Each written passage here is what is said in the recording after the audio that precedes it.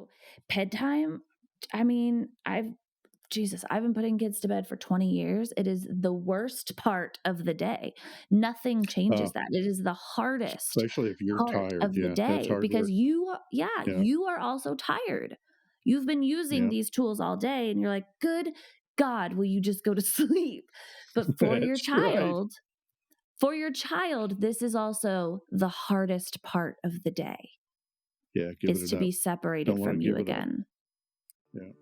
Welcome to the Relational Parenting Podcast. I'm Jennifer Hayes, a parent coach and 20-year childcare veteran. Each week, I sit down with my own father, Rick Hayes, and discuss the complicated issues that parents face today, as well as some of the oldest questions in the book. From the latest research and the framework of my relational parenting method, we offer thought-provoking solutions to your deepest parenting struggles. Added bonuses include intergenerational wounding discussions and guest childcare experts. We will also start taking your parenting questions in episode 5, so be sure to comment with your biggest questions or email me directly at jenny@jennyb.co. Let's get started. I feel like we can talk about sharing and apologies. We're in a really good debate space, I feel like. Yeah. And there's differing perspectives on how to teach young children the concepts of sharing toys, belongings, etc. Not sharing feelings, sharing items. So this is, talking about really young children and talking about apologizing. These are two they kind of get taught around the same age. For most kids, starting, around 2, 3, 4, 5. Little, right? And Play dates. And yeah. So once language starts to develop and you start having kind of those logical walkthrough post tantrum conversations about we don't hit or we don't bite or we don't take toy, when the explanations start, we start, and we start socializing kids, going out in public, sharing toys at the park, etc. Sharing and apologizing, those two concepts kind of start getting taught at the same time. And I see most of what I have seen in parenting styles is that we are teaching children that they should share. They're supposed to share. It's expected that they share.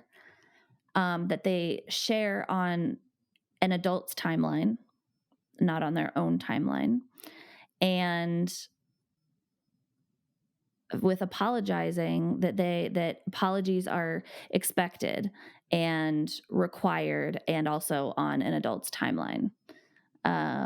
Even though there may not be an intrinsic feeling of guilt from a child for something that they did. And often and almost always, not often, always from 0 to 5, the things that children do to offend that require an apology, hitting, yelling, whatever, hurting someone, they're automated responses in survival instincts. They're not cognitive choices. That child didn't go, I'm going to hit you now.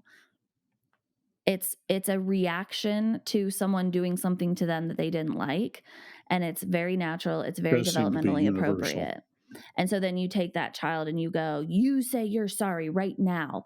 And that child is like, what? What does that mean? I don't feel sorry. I did something in response to what they did to me. right. And that feels correct. And also now you've shamed them. So they're going to completely shut down. They're not going to want to apologize. And they're only going to go, sorry, because you are a big, scary parent standing over them, telling them they have to. So right.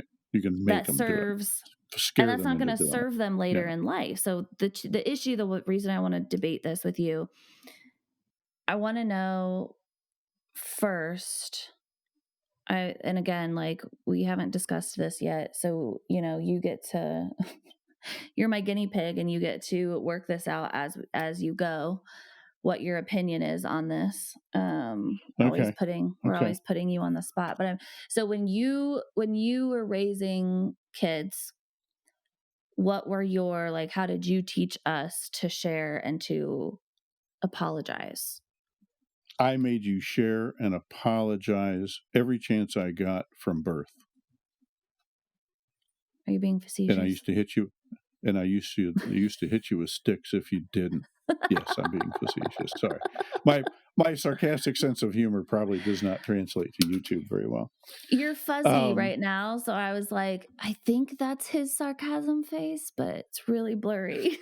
I've always kind of tried to keep in mind the the kid, the development of the kid, whether reasonable expectations. One thing I learned early on is to distinguish is that is the kid being i.e. you or your brothers, are you being, like defiant, are you being willful, or are you, is this like impulsive, is just being a kid, that needs Mm, guidance, mhm.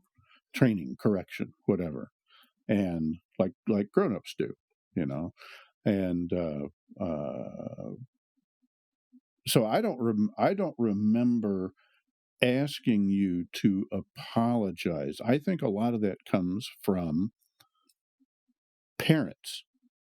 I remember a situation with your older brother where he was much bigger than some of the playmates, and he and I would play rough. He was the first, and so I hadn't learned the value of teaching restraint at that point. And so when he played rough with other kids, there was an expectation by some people to get an apology when somebody got roughed up more than they wanted to. He was Yeah. just same age and stuff, but he was on the big side.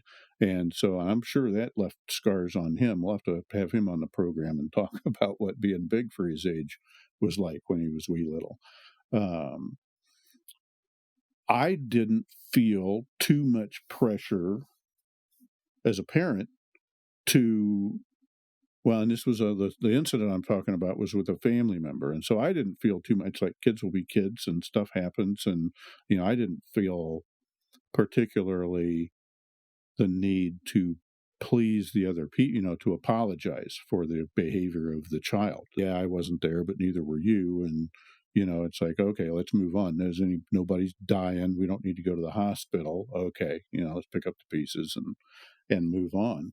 Um, I don't think, I remember being kind of conscious of behavior, but not of the kids, but kind of took the approach of, well, kids need to be kids, and there are times where kids are too young to share, to share or be or apologize. I can imagine expecting a kid to say they apologize even if they don't understand it at whatever age. If they're able to make the offense, then I think they're maybe ready to be trained, not fully ready like you would explain it. Developmentally not ready typically till at least the age of 4. Brain's not developed enough to understand the concept of sharing. And so it's Okay. not just like, oh, I'm starting to teach them at 2 so that by 4, when their brain understands it, they get it. That's not how that works. Nope. When So, you're like, if trying you to teach them too force, early, it can be bad they for will them.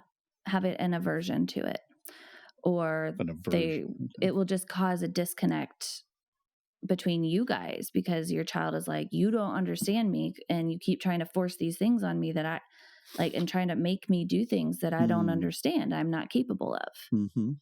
Mhm. That um makes sense.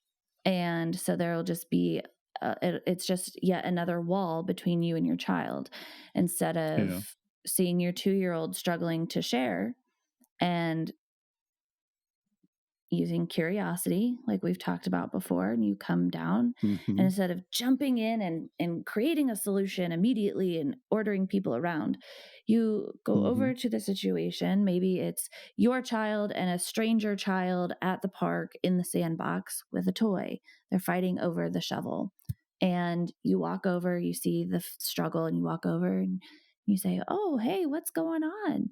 And then maybe your child or their child starts saying, "I want the shovel. No, I want the shovel. No, I want the shovel." Say, "Oh, okay. I'm going to hold the shovel while we talk about this for a minute." Or, "Hey, yo, stop doing that. I'm going to hold this shovel. We're going to talk I was, about it." Okay. I Different was gonna say, you personalities, grab it. whatever. Not Okay. everything is gentle, whatever. Okay, I'm going to hold the shovel while we chat about this. Okay, everybody calm down. Um hey, I saw that our friend over here was using the shovel, and then you wanted the shovel, and so did you take the shovel? And they'll be like, yeah, I took the shovel because I wanted it. Okay, well, that's not something that we can do. We can't just take shovels from people because that's really upsetting. So we're going to let our friend, so this is coming from the perspective that stranger child was playing with it first and you witnessed all of this. Okay, that may or may Right. not be the situation. Right. You're going to say, before you even hand the shovel back to your child, because that'll be a very triggering moment, you need to Mm-hmm. get your child calm and let them know that's what's going to happen, and then Mm-hmm. get some sort of acknowledgement from your child, whether it's an agreement or not, an acknowledgement from your child that they understand that that's what's about to happen, instead of just like, I'm going to hand it back to them now and you're going to be okay with it. Because that Mm-hmm. motion, all they're going to see is that, and they're going to be pissed. So you're purposefully Mm-hmm. triggering them by not waiting to hand the shovel back. Okay, let's take a breather. I saw that you took it from him. And I understand that. I understand that you wanted the shovel. I know it's hard to wait for the toys that you want to play with because it's so much fun or it's so exciting. And, I know it's hard. It's hard to wait. Yeah. And Yeah. that's not how we play with friends. So I'm Yeah. going to hand the shovel back to our friend over here and we're going to let him play with it until he decides he's done and wants to put it down or give it to you to play with. And Yeah. then wait for some kind of acknowledgement from your child. Okay. Or Yeah. if they start screaming and losing their mind, you might need to hand off the shovel, pick up your child, and go regulate together and have another There you go. conversation, There you go. I was depending gonna on say how it they're not goes. regulating. Yeah. Yeah. Now, in the Okay.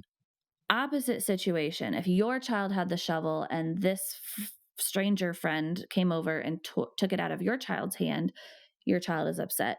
You walk over to the situation, say, "Oh my goodness, what happened? He took my shovel. Oh, that's so frustrating. I don't like it when people take things from me either. Do you want to talk to your friend about it? Let's talk about it." Okay. And we talk to the stranger child friend. Maybe other parent has wandered over. I tend to be pretty confident in those situations. And so I will just take the reins and have a conversation, even if it's a child I don't know. Some people may not be comfortable with that, and you want to talk to the parent and you guys address it together. But if you're the one addressing the situation and you want to teach your child age appropriate sharing skills, the reality is, so we're always focused on real world skills, and then taking those and um, diluting them down to the age that your child is. So Mm-hmm. a 25-year-old's grown adult skill for sharing is that I don't have to share anything that belongs to me with anyone. That is not a real world requirement. If I own it, it's mine. So we take that real world concept. We go, what kind of person do we want our child to grow up to be? Do we want our child to be a generous person from the heart, not out of guilt or shame that they have to give their belongings or their money away? Especially, Mm-hmm. you work for that, you earn that, there's an energetic exchange for earning the money that allows you to buy the things that you own, right? And there's no requirement for you to share Mm-hmm. those things with others. Mm-hmm. Sharing comes from the heart. And so if we take that concept and we want our kid to be a socially loving, generous human being, and we dumb that down to a 2-year-old's brain, a 2-year-old who does not understand what sharing is or the concept that it belongs to me, and that's the end of the story, then we take the Mm-hmm. shovel and we say, "Oh, that's so frustrating when someone takes something from you." Um, you were playing with the shovel, you were digging in the sand. Yeah, I was. Okay. So maybe what you can say to this friend right now is, I was playing with that. And when I'm done with it, I'll come give it to you, or I'll put it down so that you can come play with it. Mhm, And mhm. depending on your 2-year-old's brain stage development, Development um, or whatever, yeah. like that's a pretty straightforward way of saying you don't have to hand something over just because someone else comes along and wants to play with it. Sharing is not And a once real world requirement. And, but if you put but it down.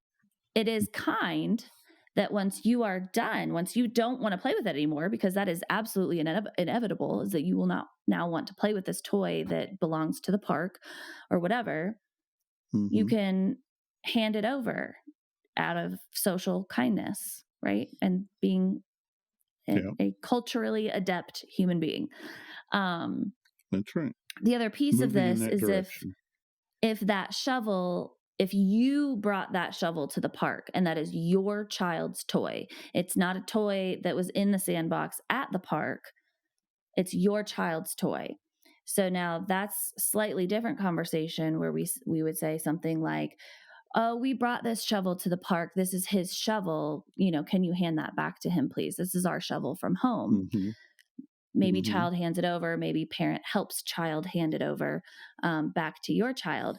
And then you can say to both children, but to your child specifically, we brought that from home, so that's going to come home with us. But if you want to give your friend a turn with it, that's up to you. You can do that. And sometimes mhm. the kid will be like, no, it's Teaching. mine, and go back to doing what they were doing. And sometimes they'll be like, Mhm, oh, well, I can give them a turn, and they'll do it, and mhm, then they'll want it back, and you'll probably have to have the same conversation 3 minutes later. Um, mhm, but teaching what the conversation that I see happen the most at the park is there are two children playing. There's a shared toy that belongs to the park. So it belongs to no one. It just mm, exists at the park. The city provided it, junk, mhm, donation toy, whatever, throw it in the park. mhm, And two kids want the same toy. One kid's playing with it. One kid comes along, tries to steal it. I see both parents approach the situation.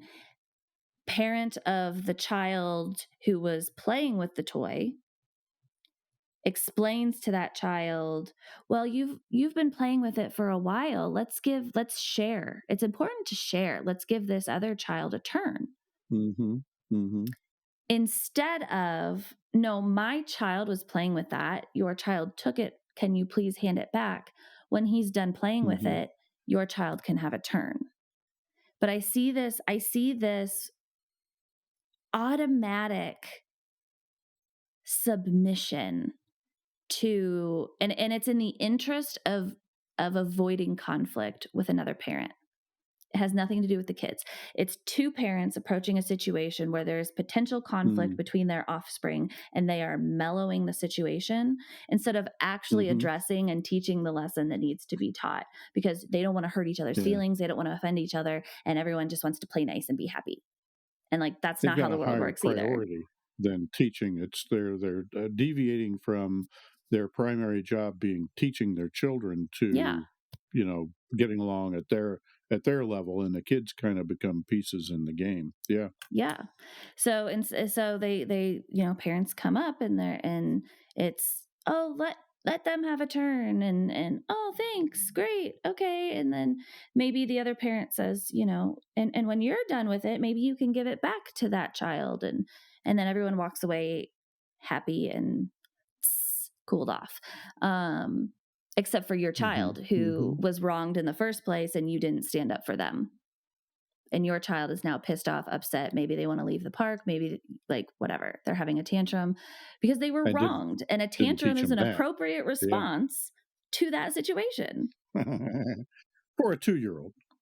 for a 2-year-old who has no conflict resolution skills, no understanding of the concept of Yeah. sharing.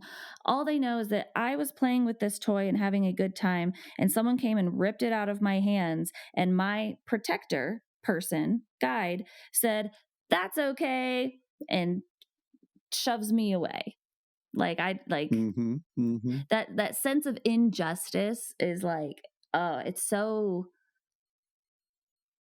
real, it's so raw, it's so and it's Yeah. there. It's there. It's ingrained. We're born with that. And so when our It never leaves, caregivers yeah, lose sight of focusing on what the children actually need for long-term learning, long-term mhm, development, and instead choose to do this socially like passive thing. It's just that's part of why there's so many people walking around with anxiety and depression because they're like, I don't know how the fuck to navigate life because nobody ever actually taught me. I was just taught to give shit away and feel guilty all the yeah, time. And I'm a shitty person. And if I don't work yeah, hard according to a specific set of rules, and I don't earn this specific amount of money, and I don't do these specific things in this box, then I'm not successful, worthy, all of it. And so yeah. it's just I'm not fulfilling these rules I don't necessarily understand, but that I make no sense to understand me. there's Like rules. intrinsically, I'm like, what? Like this doesn't Yeah, feel right. This doesn't feel doesn't feel right. right. Yeah, And then yeah. you walk around having no one ever stood up for you your whole life. And I'm Puzzled umbrellaing and a very insecure and tiny yeah, moment into an entire lifetime, but yeah, there are these key moments in our parenting that get repeated. We talked about this on one of our yeah, last episodes, the micro traumas or the yeah, invisible trauma, yeah, the invisible yeah. trauma that happens from parent to child along the way. And they're tiny moments, but they're repeated and they're constant for They 18 years. accumulate. And it shapes our beliefs about the world and about ourselves as we grow up. And then we're Yeah, lost as adults. yeah. It's good to be cognizant of those and minimize that. There's uh, a parallel concept, a movie, Unacceptable Levels. Is there are acceptable levels of Roundup and Yeah. chemicals in food, Rat poop in and your chocolate. it yeah, okay, a little bit is fine, but it does accumulate. Sometimes it does accumulate to, Yeah. or there's enough of there. Sure, you can have a little bit of Roundup, but if you have a little bit of 760 chemicals in something you're using, it's like, yeah, that's probably not an acceptable level of combinations of things. And so, Yeah. yeah, it's good to minimize the little stuff if you can too. Well, and the stuff that we think is little is not little. It's everything that we talk about. The moments are quick. The concepts are huge. So applying Yes. child development to parenting, I think 75% of parenting poor parenting decisions would be solved if everyone was required to take child development classes before they became a parent. Now, So we I don't want to get understood when into it was talking. appropriate. Yeah. Yeah, but child development, like year by year, the basics of like what your kids do and don't understand, what they are and are not capable of understanding, and when to teach these things. And, each child's brain and whether they're neurotypical, neurodivergent, neurospicy, whatever version of, child you get, Mhm. they're going Mhm. to develop at slightly different ages and stages, but it's the middle of your bell curve.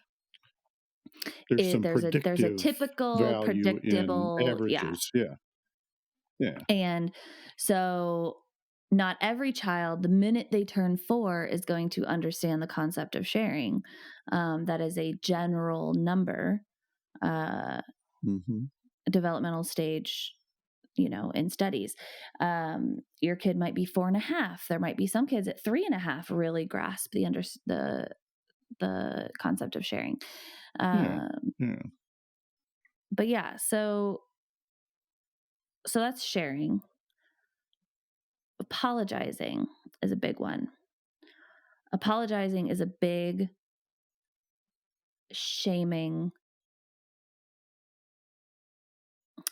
Here's what I want to say. Apologizing, the way that we teach children to apologize creates some of the biggest, most long living roadblocks to empathy that I've ever seen.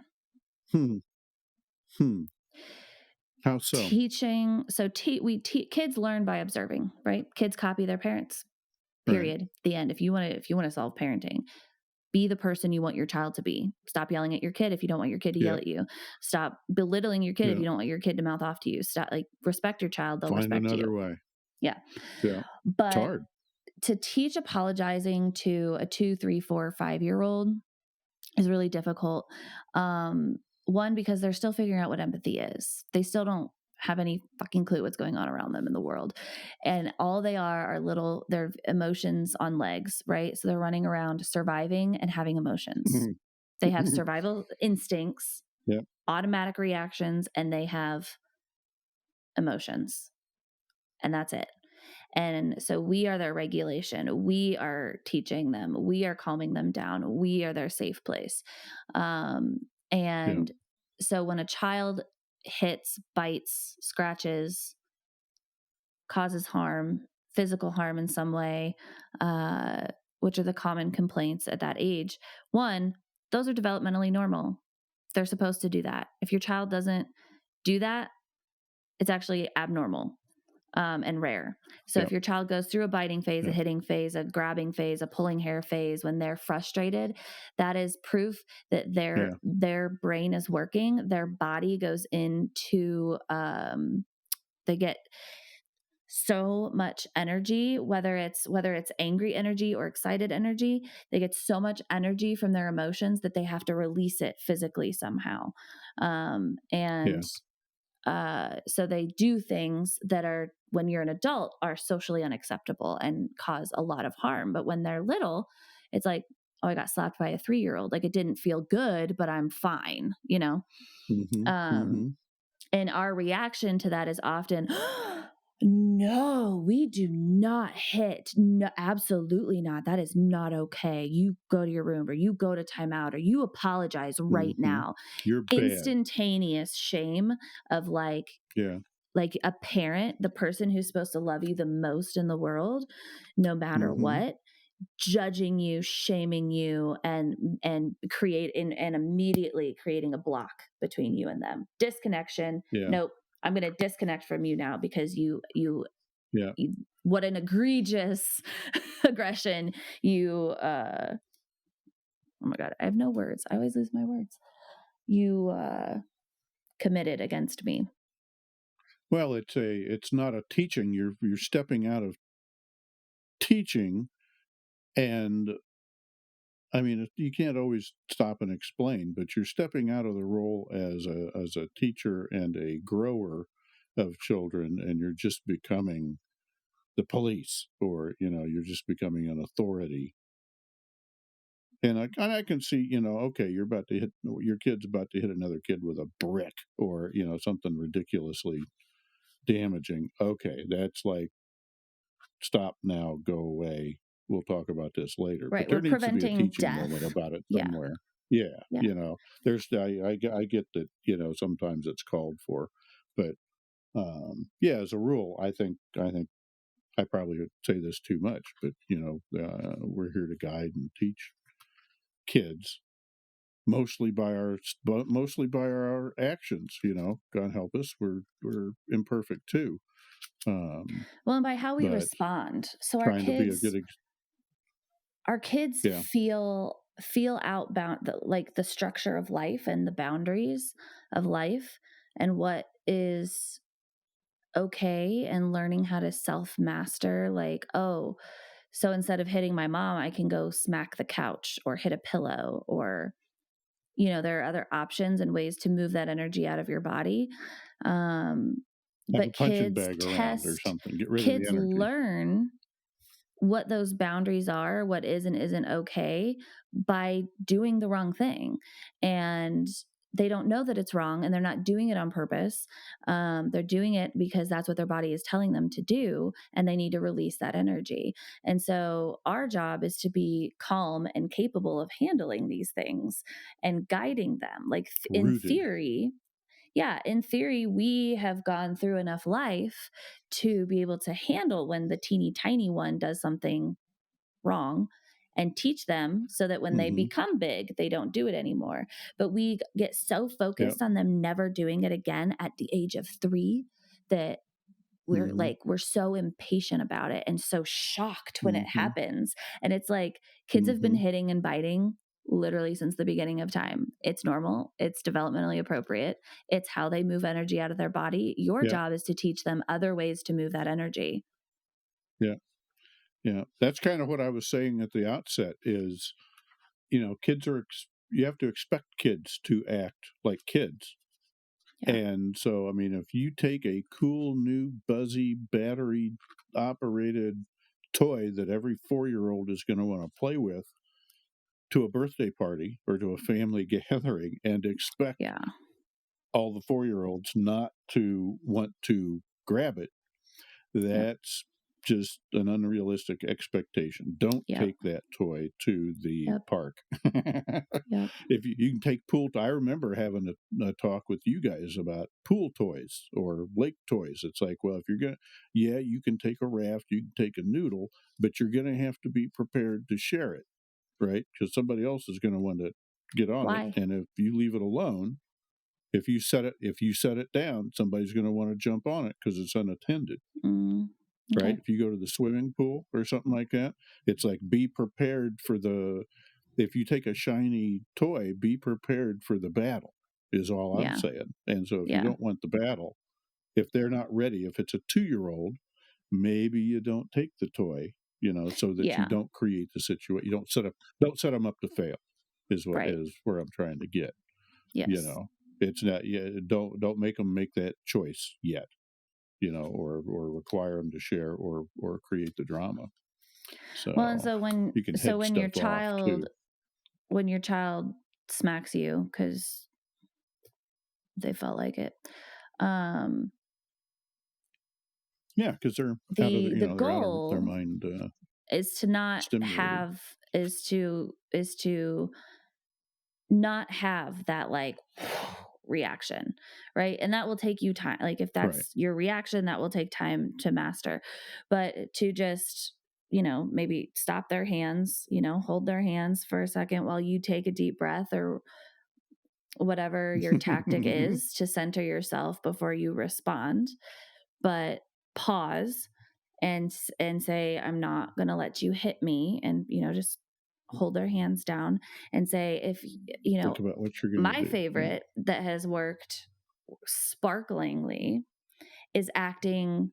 I'll act out with a little surprise, not shock and shame, but like surprised curiosity. Oh, like I noticed something. Oh, it looks like your body needs to move. Like, oh, you have some pent up energy because you're angry right now. Do you want to go hit a pillow? Hmm. Do you want to dance it out? And I'll start doing it Okay. because it distracts them instantaneously too. And then, but they also then Drawing feel, attention to it. oh, I do have all this pent up energy. I am mad and I want to hit Yeah. something. Okay, so let's do that first. Yeah. Address that first. Get that energy out of their body. Yeah. Talking to them and trying to Yeah. explain the rules while they feel that, they're just going to keep trying to hit That's the you. thing. Yeah. They're just going to keep trying to Yeah. hit Little you. ones are not prepared for Yeah. logic and reason. Yeah. So your 3-year-old reaches out and smacks you in the face because you're trying to ask her to eat her broccoli and she doesn't want to. Okay. Oh, oh, do you need to oh, we need to wiggle. Oh, I see there's wiggles stuck in your body. Let's wiggle it out. Or, grab their, if they're on the floor already, oh, you've got dancing arms, and just like start, like Well, just transform the energy. It's so simple. It's so simple to take that and say and help them redirection. identify. And it's not just a redirection like distraction, it's actually a redirection that Right. teaches them to Yeah. identify that feeling for themselves in the future and do it Bringing their attention differently. to their feelings. Yeah. Yeah. Oh, I see Yeah. your body acting out your feeling. Here's another way Yeah. to do that won't Yeah. hurt That's a teaching anybody. moment for sure. Yeah. Um, That's right. That's right. yeah. Dance around, get rid of energy without, because I mean, that's even the key with a lot of kids. It gets to be the end of the night. You're overseeing friends, or you've done something where the kids are off schedule, right? And so they're getting cranky because they're tired and they're running, and they are doing physical things to not just lay down and go to sleep. Mm-hmm. And yeah, getting kids to expend energy, wear them out before the nap. Take them to the park, let them run, Mm-hmm. let them get rid of that, in whatever.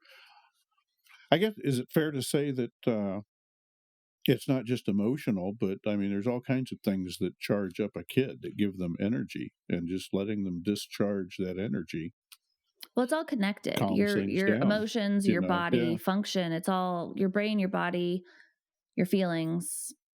It's all it's all intertwined. They're all enmeshed together. yeah, They're not separate yeah. things. Um, and yeah, getting kids outside, that solves 90% of parenting problems, by the way. Just go Becoming outside, aware of stand on that the ground, ourselves as parents is probably true. Yeah, get yeah. outside, run around, make loud noises, put on music, go to the Blow park. the stink off, as my mother used to tell me. Go Oh my outside, God. but she'd get sick of you being inside. Go outside, Go blow the blow the stink off. stink off. That's hilarious. But seriously, being outside, like being stuck in houses all day was Video games, screens. not the way we were meant to I live. I'm not parenting now, but boy, that does not seem like a good idea. You know, let my Sitting around the conservative house all nature day. out. I sitting around the house playing video games, giving screens to young kids, whatever blue light and whatever else Yeah. it does. They need to be out playing hide and seek with each other or something. Yeah. That you mentioned The news kind of bedtime. makes us afraid of people disappearing. Oh, yeah, go ahead. I'm sorry. That's a whole other episode. Bedtime. Um, but you mentioned bedtime, and that's another one where kids' bodies, kids start to act out physically when they know bedtime's getting close. One, either because they Yeah. know that it's about to be bedtime and they're trying to get all of those little experiences in before they have to lay down and be still, Who wants to or sleep? It's boring to sleep. I don't want to sleep.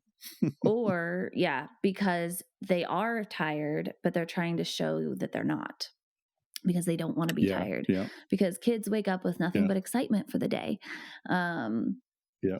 And exploring the world and learning new things. And so a lot of times there's a lot of jokes. There's a stereotype of dads wrestling with kids before going to bed, and moms get frustrated because they're riling the kids up. And in some situations, Yeah. that's true. But a lot of times, it's exactly what the kids need, especially if they're already Yeah. If you doing it themselves. Then maybe they need a Yeah. 5-minute tickle session. Maybe they need you to Yeah. throw them on the bed 6 times and get all that Something that adrenaline wears out of them their out. body. Yeah. Yeah. Get them wrestling with you so they physically are tired. If you're just poking them and teasing them and stuff, that's not too helpful. But if it's actually physically wearing them out, Yeah. that's exactly what's called for. Yeah. Yeah. And they also, And dads it's are just not better at that. just that. It is that getting that physical energy, that last push of the day out of their bodies. It's Yeah. fun and it's connecting. So they bedtime, especially if your children sleep in a separate room than you, um, Hmm. is a time of separation. And as Yeah. human beings, as little tiny humans who know their only survival is based on you and being connected to you and close to you, it is literally a separation at bedtime for them. And so that causes Yeah. anxiety and it causes behaviors Yeah. to act out, and they will Yeah. want to do something that makes you connect with them. They don't know how to Yep. express that. They don't know Yep. that in their brain. We know that from Yep. studying them. And so they want to connect. And the more connection you can give them at bedtime, whether it's through play and then baths and then reading, or however you connect at bedtime, and it will depend on your child, but a lot of children need a little rough housing before bedtime. They need to Yep. have some fun. They need to get out of breath. They need to feel connected and touched and held in Yeah. that way. And then you can transition into like the lavender bath and reading the books and snuggling and singing songs Mm-hmm. together. And then Mm-hmm. we calm down into bedtime. The Yep. The reassurance whole. and the connection is so key. And so, bedtime, I mean, I've been putting kids to bed for 20 years. It is the worst part of the day. Nothing Uh, changes that. It is the hardest Especially if you're part tired. of the Yeah, that's day hard because work. Yeah. you are also tired. You've been using Yeah. these tools all day and you're like, "Good God, will you just go to sleep?" But That's right. for your child, this is also the hardest part of the day, Yeah. Giving is it to up. be separated Don't want to from you give it up. again. Yeah. I remember doing some of that as much as I could with you kids. I used to come in and lay down with you and talk when I put you to bed. Yeah. That was one of my favorite times of the day, is just sitting there chit chatting, whether it was wrestling or whatnot, and trying to do that. That came natural. That was a real blessing. I'm glad we got to do that because we had some good talks. Remember Well, yeah, you especially and when I your kids get we used to older. tickle, see who could make who tickle. I remember that. I remember tickling you. See if you could. I'd sit there and not laugh as much as I could, and would figure out who was ticklish where. Yeah, I good remember stuff. that. But it was bonding. It Yeah. was spending times together, winding down, chance to talk. Never got into reading. I remember trying to read to you guys when you were a little bit older. Probably The Lord of the Rings or something. It was probably something I liked and you didn't. But I remember storybooks, little spot the pony, spot The little the golden globe books, roly golden poly puppy, the roly stuff poly like that. Yeah, puppy, Golden Book and the Dr. Seuss chicken, and stuff. I remember reading. Was the there a wheat, chicken one? the I have to hen and the remember the wheat, chicken one. the hen that made bread and no one would help her, like grow the wheat, harvest the wheat, make the bread, and then they all came and Oh, smelled the bread and they wanted to eat the bread, but she was what's the like, "You name of didn't that? help make I it." know. The little I red remember hen that. or It's something like that. something like that. Yeah, I have to look that one up. But those golden something books, golden years books or something. The stories of moral. They're like A lot of Looney those Tunes. actually teach There's lessons a that I story don't for the agree with. grown-ups and a story for kids.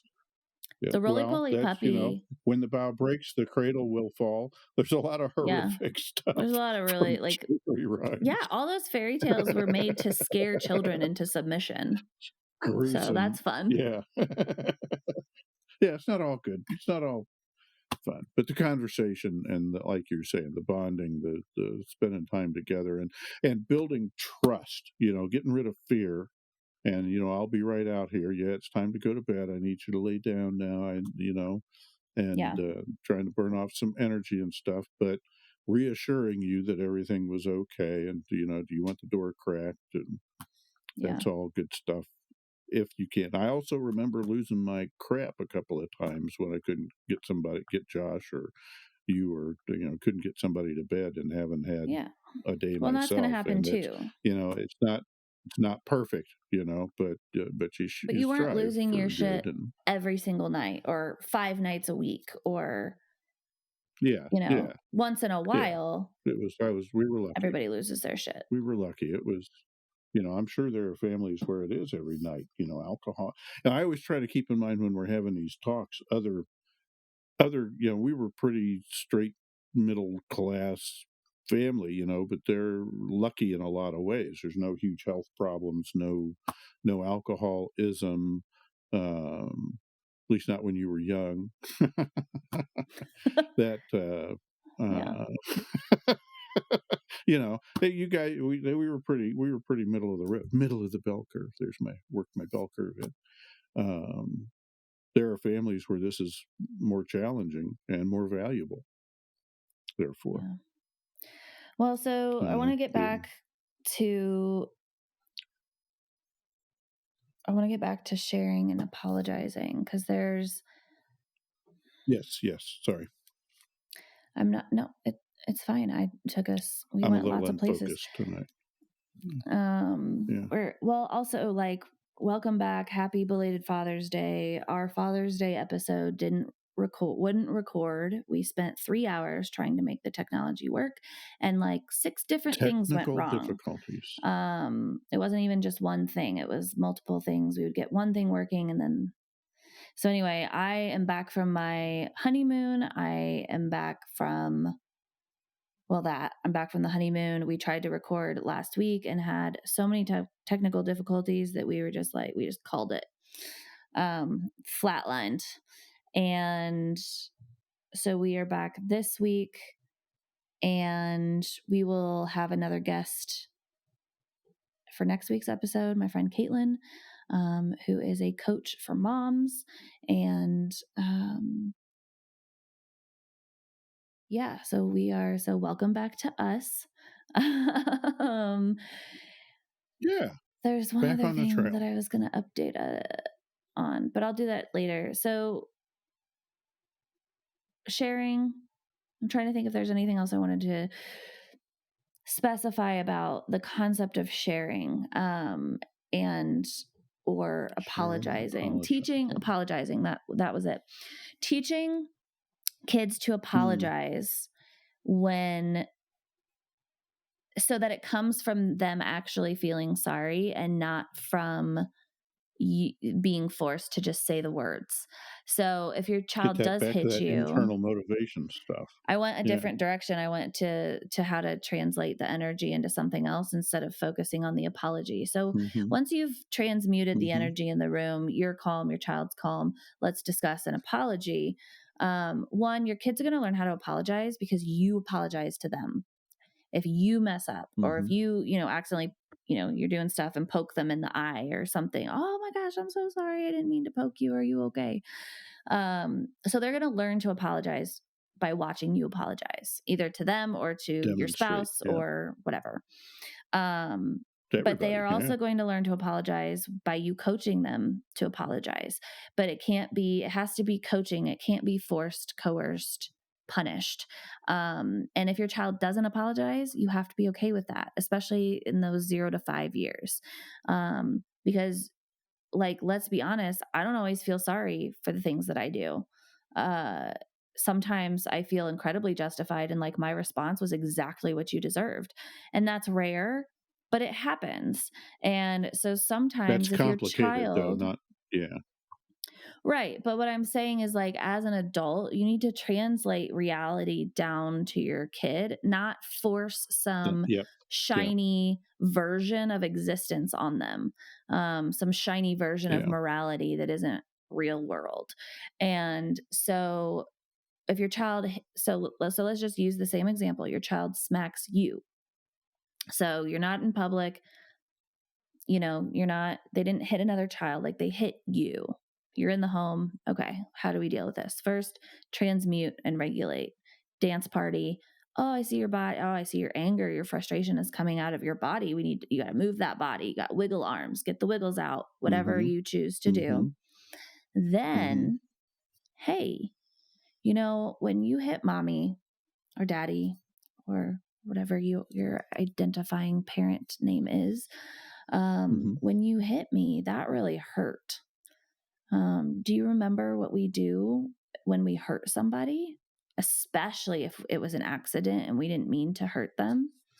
And Mhm. depending on how many times you've had this conversation with your child, they'll either have an answer or they won't. But then you coach them into, yeah, we apologize. Do you remember how to say I'm sorry? They'll be, they might think about it, or they might, I don't know, want to run off and play and be completely ignoring you. But hopefully you've engaged them Mhm. Mhm. and they're paying Not deal attention. with it. Yeah. And you say, yeah, when I accidentally hit you, I always say I'm sorry. That's how we try to help each other feel better. So whenever you're ready to apologize, depending on their age, it's so hard to give examples. You can say whenever you are ready to apologize, I'm here and I'm not mad at you. Because then you make them feel safe enough to be vulnerable and apologize, to admit fault. Mhm. Mhm. Because if you're Mhm. just mad and shaming and blaming them, they are never going to want to apologize to you. They're going to feel scared Mhm. to let that guard down. Apologizing is Mhm. vulnerable, and that takes a lot of strength and courage to be vulnerable. Yeah. And so you could even say something like, I know that you didn't mean to hit me. I know that you were really frustrated. I know you didn't mean to hurt mommy. So it's okay. And if you want to say you're sorry, that's okay too. And if you aren't ready to say you're sorry, that's also okay. Do you have any questions? Hmm. And they might be like, Okay. they might just be like, I'm sorry, mommy, depending on their age. Or they might have a question. Mhm. Or they might just be like, okay, and run back and play. And your kid Mhm. might be a kid who needs to go process what you just said to them before they're going to be able to come back to you and Mhm. talk about it. Like I'm Mhm. like that. I need to go away and process what happened, and then I'm going to come back and apologize. Ask my Before you're ready husband. to apologize, yeah. Because Yeah. in that moment I'm Well, mad, and that yeah, you know? and And that's if an I authentic way to be, yeah. I think. If it's not a clearly, "I just poked you in the eye and really hurt you for no reason," kind of offense where you could, like, immediately go, "Ooh," "Oops, I'm sorry."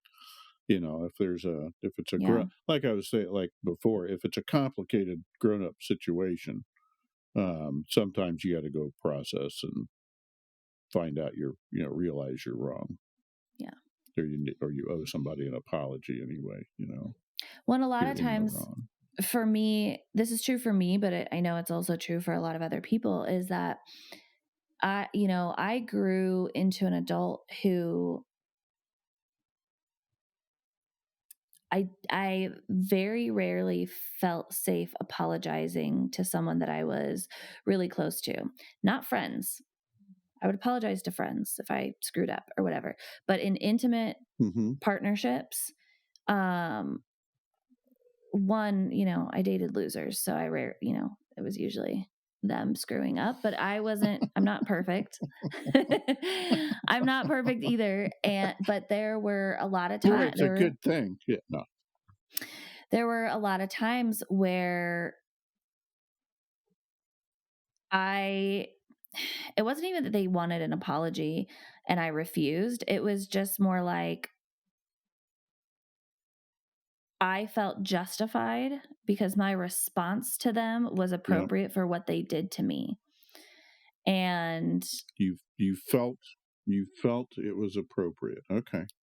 it felt justified. It was like, well, you did this. And Yeah. so, of course, I responded like that, you jackass. And that's not a Hmm. healthy relationship either. And if someone wrongs Mm-mm. you, the thing to do is not to wrong them back. It's to be like, hey, Don't that return wrong for hurt. wrong. Yeah. Let's talk about it. But That's a Christian tenet. Yeah. I was never with a partner. I do remember being forced to apologize when I was not sorry, when I was very little. I have very early memories Yeah. of being Yeah. forced to apologize, like just literally say the words to satisfy an adult's request, to say the Yep. words, I'm sorry. So I I remember don't some of that too. feel, I don't remember learning an authentic apology. I only Mhm. in my memory, I only remember apologizing because I had to in order for whatever You were being conflict. I Yeah. Yeah. I can remember instructing you to apologize because I thought it was appropriate, Yeah. right? "Hey, it's time to apologize." Yeah. Yeah, and especially when your kids are older, it's I don't like know how that's much the I end would of have. the conflict, so now you all apologize to each other. Yeah. But none of us actually felt Yeah. sorry, we Yeah. just did it Go because full for him. you told us to, and we all wanted to move on with our lives. Yeah. Because it was that's right. Because otherwise it was gonna go on. That's right. Yeah. Yeah. So Yeah. I It was never not that emotionally intelligent. The why was not worked out. But your intention was wonderful, right? And that's really important too to point out, is that just because, I probably sounded judgmental when I was describing the parents coming together at the park and doing the socially passive thing, like that's also a survival Mm-hmm. skill. You've also been Mm-hmm. socialized to do that as a parent. So the point of these podcasts is not to shame parents. Right. It's to present better education because we now have more information, and to critically think about our Yeah. actions as parents and leaders of the next generation. And Yeah. so apologizing, it took meeting Lewis and having a partner strong enough Mm-hmm. to talk to deeply discuss things. Yeah. And Dig I into it. had to work it out for myself too, because I would tell him, I was like, I don't feel sorry. And I'm not just going to say I'm sorry because I don't feel sorry. And that feels like I'm lying to you.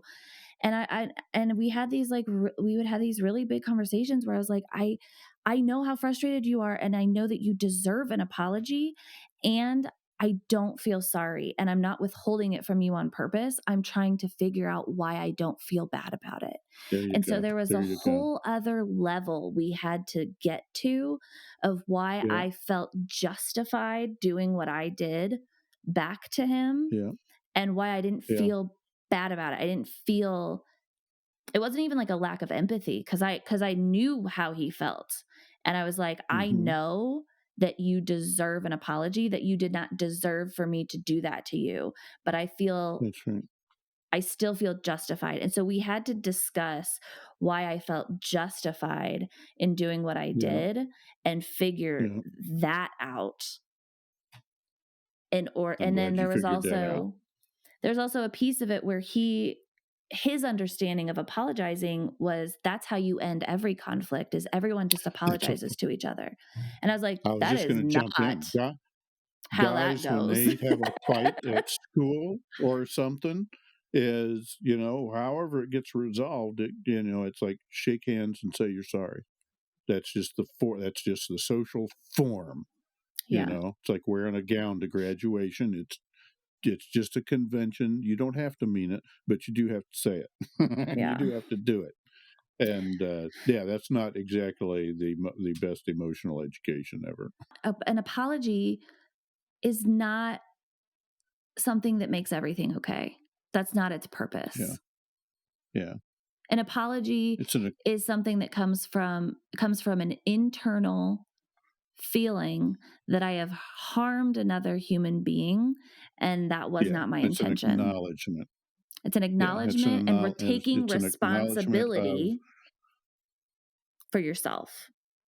hopefully a plan to try to do different in the future. As Yeah. far as you can. The Yeah, part of because the otherwise, why problem is that apologize if you're critic. if you're if you're going to do it again Yeah, in the future? If your intention yeah. is to repeat the behavior, then don't fucking apologize. Yeah, that's right. Oh, well, and conversely, if you keep apologizing for the same thing, then there's a disconnect there. You're not really that sorry, kind of thing. Well, That's and it takes time. unfortunately there is. It takes time I just want to plug in there that Yeah, in a yeah. relationship, everyone has behavior patterns that they are trying to change, and it does not happen overnight. The behavior will repeat Does not itself, happen and you overnight. will have another Yeah, conversation, and there will be another yeah, apology, and that is reality.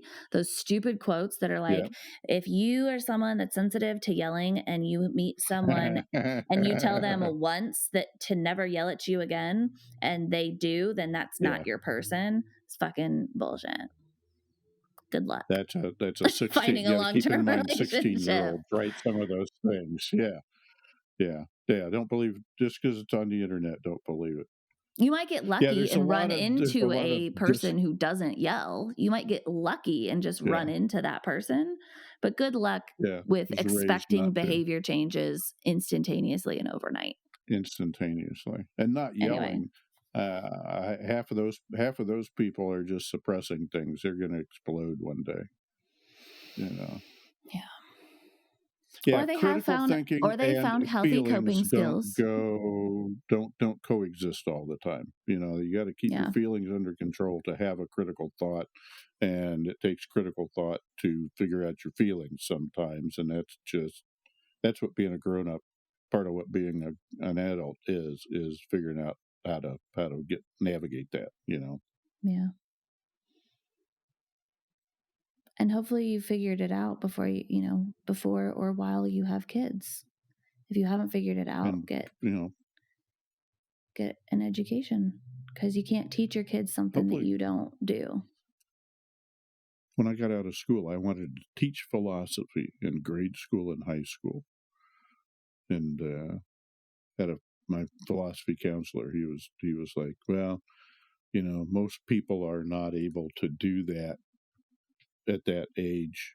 You know, abstract reasoning about stuff is just not everybody's bag, and some people never, you know, grow to want to do that or whatever, and so you Black and just have white to is deal more with what's comfortable. there. Yeah, Everything is yeah, defined. We were talking before this about yeah, exactly. trying to fit humanity into boxes. And if we can Yeah, just create enough boxes with enough labels to perfectly organize everyone and everything and yeah, that everybody is and who you are and who you are and who you are and who you are and what you do and la, la, la, la, la. If we can just define everything and make everything black and white and well defined, life will be simple. And that's just yeah. not reality. Life is Doesn't gray as fuck always. it's good as long as you stay inside where those boxes were, you know, but once you get out into new experiences and stuff, then the old rules don't always apply. Yeah, you got to work your way through them. Well, but people live in those boxes. They live in a community, or they choose to live by a certain set of rules or whatever. And they, anything Hmm. that messes with that just completely like rattles them. And then they just avoid it and shut it out of their life and go back to their little box and their little, whatever Yeah, their family, their community, their, whatever their little black and white stay in the definition of box. life is. And they just ignore the other 8 billion people on the planet. Starting to sound too like a description of resilience. You know, ability to navigate more situations. Uh, kind of starting to sound like resilience to me. The ability to navigate through different situations instead of limiting your experience so you don't run into unfamiliar, uncomfortable situations. Yep, it's all tied together. All right, Fun. we're gonna end there because we are at our hour, and this is our fourth attempt at recording this I tonight. was going to say we've been at this, I think 7, 8, almost. It's been like 3, 4 3 hours. hours. 4 hours. We've Didn't been have on as since many technical 5. issues as before, We've been on since but 5. yeah, It's 4 hours yeah. trying to get this recorded. Um, Oh, it's 10. I was thinking it was so 9. It's 10. we did have. I'm so mad at myself for not hitting record. A 2-hour heated debate Yeah, about yeah. transgender social Uh, concepts, LGBTQIA plus social Arriving norms, at a definition of what it is.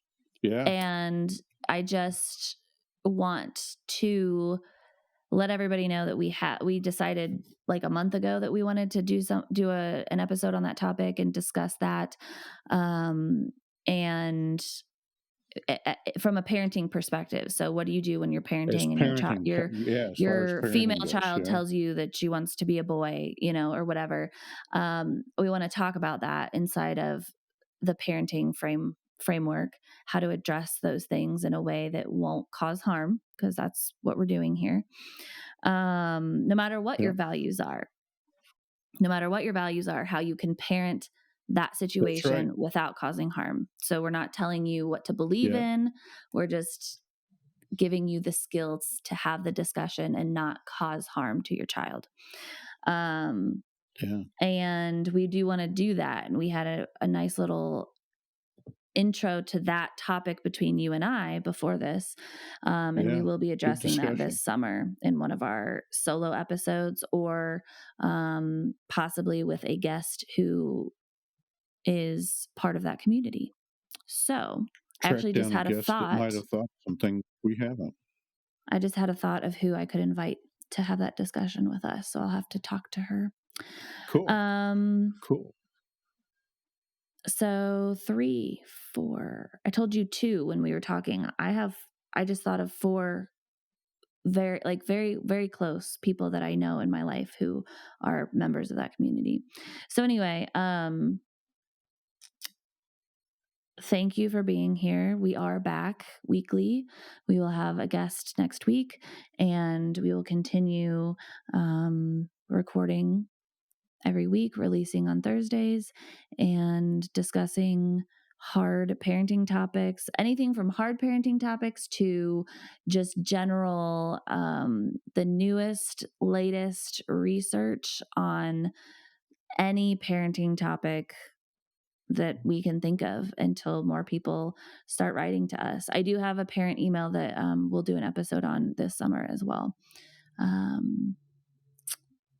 But yeah, so write to us, Jenny at Is jennyboo.co. anybody monitoring the comments? I get notified anytime there's a comment, and so far we're just getting supportive or non-supportive comments. No questions or tangible. I want to see the non-supportive ones. They're on, most of them are on the YouTube shorts, the little short videos. Oh, really? Yeah. Yeah. The little 15-second ones that pop up. I guess I can go in and look at them. Go see them. Yeah, you can go see them. Yeah, there's 100 of them. I don't want to have to look at all of them. I want a little notice too. I'll look around. So yeah, all of that is upcoming. We have a lot more guests this summer. And yeah, go support us on Patreon. Cool. We are starting to reach out to sponsors and start to get that rolling. So you guys are going to start hearing ads. Yay. If you are listening and you own a business or are an entrepreneur or whatever, and you want to be in our ad roll, I am opening ad slots to people that I know personally first. So if you are wanting to advertise with us, shoot me an email or a text and we will get that up and running. We have 21 episodes now to start inserting your ads. So lots of airtime if you're interested. Otherwise, and a couple of controversial shorts, I understand.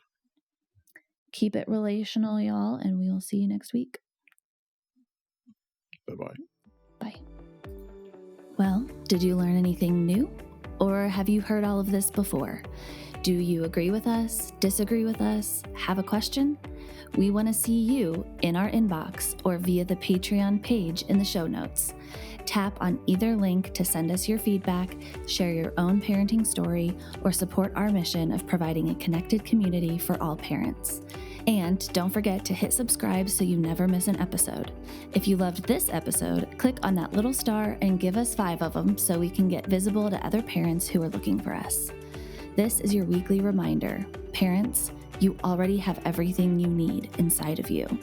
You are a strong, loving, capable parent. And here, you are never alone. I'll see you next week.